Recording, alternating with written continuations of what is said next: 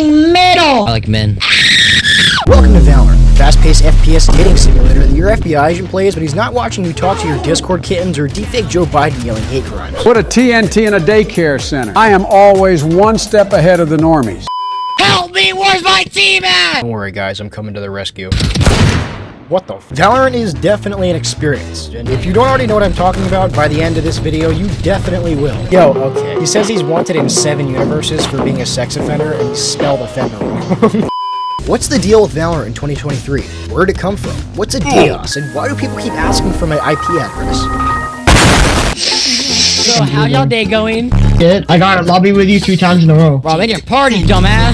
Between the crazy players, the crazy lore, the criminal activity, the gameplay, the esports, there's a lot to cover here. Why? Why can't Helen kill a drive?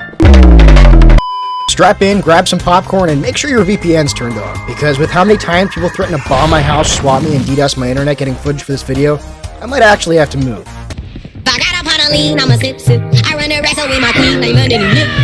If you didn't already know, Valorant was made by Riot Games, which at first sounds like kind of an unnecessary detail to mention until you realize they're the same people that made League of Legends. Yeah, that League of Legends. Also, yeah, that League of Legends, which in my opinion was very good, but primarily that League of Legends.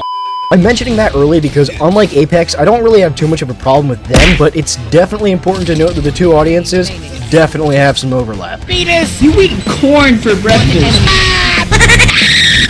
Unfortunately for my brain cells, but fortunately for your entertainment, that's going to become pretty obvious throughout this video, because that overlap does not hide itself. How's it going, guys? Pretty good. This guy sounds like Marge Simpson. Hey, home. I guess it's not really Riot's fault, but I don't know. Clearly they're doing something to attract some of the goofiest people to ever grace the internet. Maybe stop flashing every 3 seconds. As I'm sure you've already seen. Don't worry, it gets worse. Shut the f up!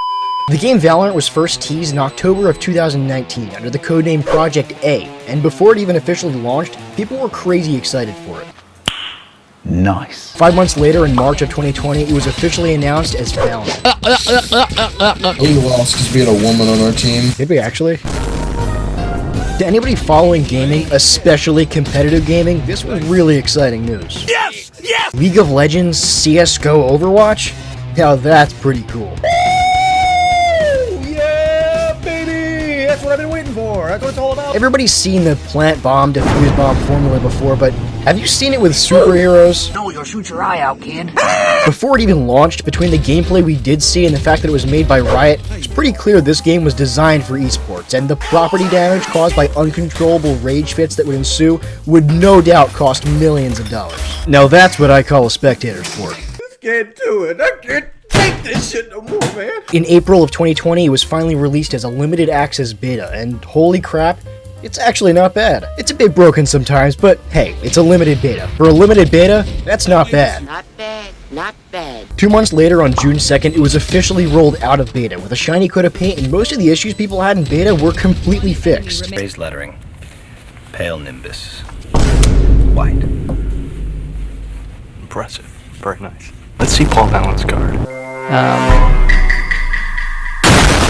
I'm making such a big deal about this because considering how AAA games tend to launch over the past 10 years, I have to say Valorant was probably one of the smoothest launches I have ever seen.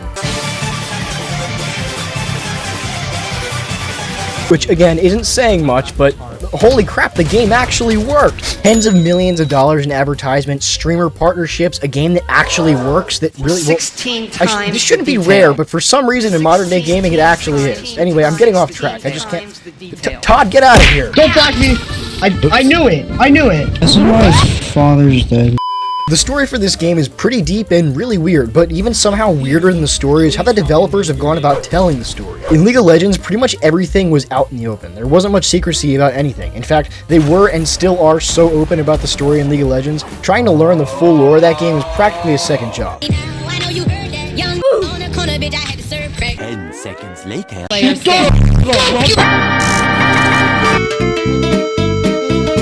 Some things are left a little bit ambiguous in League, but for the most part, there is a lot of lore that is just pretty much out in the open. I don't play League of Legends, but I tried to research a little bit of lore to see how it compares to Valorant, and oh boy, yeah. I'd probably have less research to do if I was trying to teach myself quantum physics than if I just wanted to learn the lore of that game. I'm trying to... Oh, I don't want to be banned! I don't want to be banned!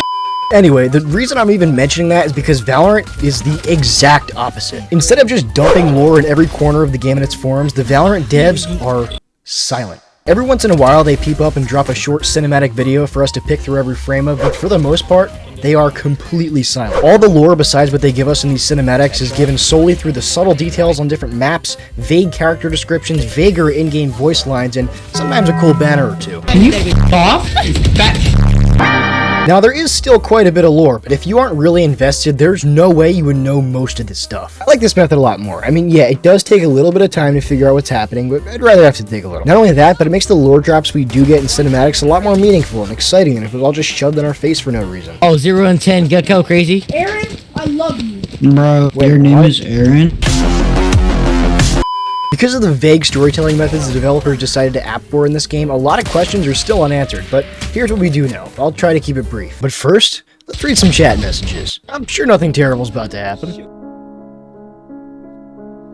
Any females in game? I need kitten. Sova, I hope your pillow is warm tonight. Oh my god, that's terrible. Just took splash damage from that. Poop. Send proof of... I hate monkeys. My bad. Suck my... Question mark? Question mark? Question mark? Your mama. I'm gonna ignore that top one. I'm gonna ignore that top one. Yoru, you have... Oh, I sent that one. I love Greek yogurt. Okay.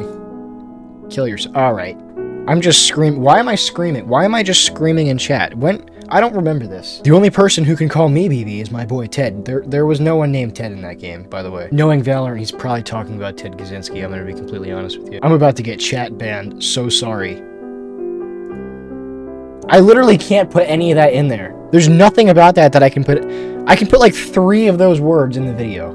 I'd legit do something strange for a piece of change. You do you, buddy. You do you. Remember, like men. You eat s'mores with no crackers, chocolate, or marshmallows. STF. I can't put any of those words. Dude, I can't put any of those words in there either. Oh, man, dude. Reyna, you don't get any bitches. Okay. Well, that's just mean. No, I'm not. I refuse. I literally refuse to say that. I'm not saying that. What did you think was gonna happen? Rhombus. Cabbage. Okay, I like where this is going. Love, that's nice. Well, that's a nice change. I love malls.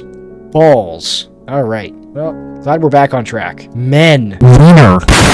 God damn it! My finger slipped. Oh, f***ing finger slip. Oopsie poopsie. The game runs in the same universe as our own up until the year 2039, when something called the First Light happened. What was the First Light? No one really knows, but this event was kind of a big deal, and it ended up creating a new element called Radianite. Radianite has all kinds of super special properties, and being exposed to it has a chance to give you superpowers. Hence all the superpowered agents in the game, like Jett. These people with superpowers are called Radiants. Radianite also has the ability to be used in super advanced tech, hence the agents in the game that aren't superpowered, like Killjoy. Basically, every agent either has Radianite superpowers or Radianite tech. After the First Light, a company called the Kingdom Corporation was created. Think of them like your local utility company, but instead of burning oil to power your home, they're smacking together highly experimental superpower rocks that fell from the sky for no reason. Real responsible, guys. Oh yeah, and they also dabble with experimental weapons of mass destruction and stuff on the side, you know, electric company stuff. Being rightfully terrified of the possibility of evil Radiants trying to take over the world, they created a secret sub-faction called the Valorant Protocol, which has Brimstone and Viper as its leaders. Sometimes they would go out and hunt down rogue Radiants that they thought were causing problems, and sometimes they'd end up recruiting these Radiants to join the protocol. That's why the agent roster is so huge now. I said I'll keep this short, so I'm almost done. Turns out in a parallel universe, okay, stick with me. Turns out in a parallel universe, the world has had catastrophic climate change, plunging most of the inhabited world underwater. To survive, the people made huge energy domes surrounding the population centers powered by Radianite. Once they started running out of Radianite, they were at risk of losing all of their underwater cities, so they decided to borrow from their cosmic neighbors. These are the mirror agents that we see not only in cinematics, but in the game too on the other team. That's the basic story, and I'm leaving out a bunch of minor details like character origins and map explanations, but for the main story, that's pretty much it. I know it sounds like a lot, but the game has been out for nearly 3 years, and there's still a lot we really don't know. I can't play this game. Oh my god!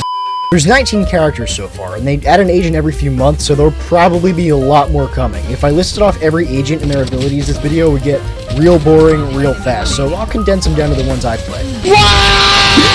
This is Reyna. She's like 99% confirmed to be an evil Radiant gone rogue, but hey, it's probably fine. She can heal herself or become temporarily invincible if she gets a kill and has a crazy blind. Her ult makes everything she does, including shooting, much faster, and when she gets a kill, she automatically heals. Oh yeah, also if she gets a kill, she has the ability to go invisible and invincible temporarily. She's extremely overpowered if played by a competent player, and if you really want to make someone cry, go into comp and insta-lock Reyna. Next is Jett. Jett can glide, dash, use wing to throw herself upwards, throw smokes, and her ult is a bunch of throwing knives that if used properly are a super easy instant kill. My third most common is Neon. Neon can put up walls, throw stuns, she's the only agent in the entire game that can run, she can slide, and her ult is a super overpowered electric beam.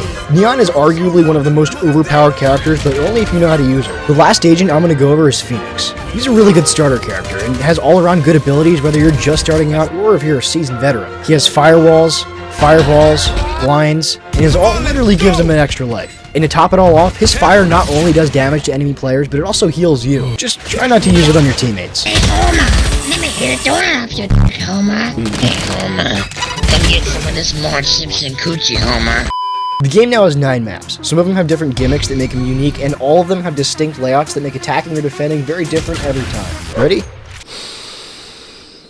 Map 1, Bind, Rabat, Morocco, released in 2020 and has teleporters. Map 2, Haven, Thimphu, Bhutan, released in 2020 and has 3 bomb sites. Map 3, Split, Tokyo, Japan, released in 2020 is by far the hardest to attack on. Map 4, Ascent, Venice, Italy, released in 2020 has destructible blast doors that can load block off passageways. Map 5, Icebox, Bennett Islands, Russia, released in 2020 has shipping containers everywhere making for very tight angles. Map 6, Breeze, Atlantic Ocean, released in 2021 and is huge and open, meaning snipers are super overpowered. Map 7, Fracture, New Mexico, United States of America, released in 2021 and is fractured down the center so that attackers can come from both sides. Map 8, Pearl, Lisbon, Portugal, released in 2022, underwater has fish. Map 9, Lotus, somewhere on the western Ghats Mountain region, released in 2023, has 3 plant sites, rotating doors, and a lot of corners. Different maps get rotated in and out whenever Riot feels them, so I'm not even going to begin to tell you which maps are currently in rotation because this video would be outdated in like 2 weeks, but yeah. I won't go over all the guns in the game, just the most common ones. Of all the guns in the game, the 2 most common by far are the Phantom and the Vandal. They're both automatic rifles, but the Phantom trades off a little bit of damage for an increased fire rate and increased accuracy. This makes it better at close range, but not at long range. The Vandal does more damage and is an instant headshot kill, so I usually go with that. This game's go-to one-shot sniper is called the Operator, and it's really good, but it's really expensive. No matter what gun you do choose, you cannot move and shoot at the same time. If you do, your accuracy goes down by a ridiculous amount, making it practically impossible to aim. Also, side note, if you get shot at all, for some reason your kneecaps just stop working. Very frustrating, but hey, it is what it is. The main game modes in this game are Unrated, Comp, Spike Rush, Swift Play, Escalation, and Deathmatch. Unrated is pretty long, and it usually takes 20 to 30 minutes. First team to 13 wins, and it's the same thing in Comp, but Comp the winner has to win by 2. Spike Rush is a shorter version of Unrated where everyone has a spike and different power-ups are littered all around the map. First to 4 rounds wins. Swift Play was added really recently, only becoming available in January of 2023. It's the same thing as Unrated, but it's the first to 5 rounds win, so it's way shorter. Escalation is just gun game, with the team reaching level 12 first winning. Finally is Deathmatch. Deathmatch is a free-for-all practice mode where everyone can choose whatever gun they want, and the first person to 40 kills wins. This mode has no powers and pretty much just exists to practice your gunplay. Who wants to put me down with their fat slimy? Hey, I'm not asking the questions here. So, what's the general consensus? It's a good game, I like it a lot. I do think the prices they charge for skins are absurd, but other than that, it's a really good game. And unless you want to buy skins, it's totally free. I can't even say anything bad about the developers. I mean, yeah, sure, they do some wacky stuff sometimes, but compared to most AAA studios, they actually seem to genuinely care about their games, and I like that. It's refreshing. The only major negative talking point I could come up with for this game is the community. Sometimes it's pretty funny, but a lot of times the toxicity gets kind of annoying. Again, at least as far as I know, this isn't really Riot's fault. I mean, they just got some crazy people playing their games. Oh yeah, and like I already said, it's not a major talking point, but come on, man, I can literally buy a real knife for the amount of money it cost to buy a knife skin in Valorant. P.S. I'm probably gonna get flamed in the comments for saying something slightly wrong, or an update's gonna come out the day after this video drops, rendering the entire thing useless. Which is why I feel the need to clarify, this video is for entertainment, and if you came here to study for your Valorant test in history class, I'm probably not your guy. Sorry, little bro, I'm still not deleting the video. If you made it this far, thank you so much for watching, and I don't really know how to end videos that well, so I'm just gonna make it...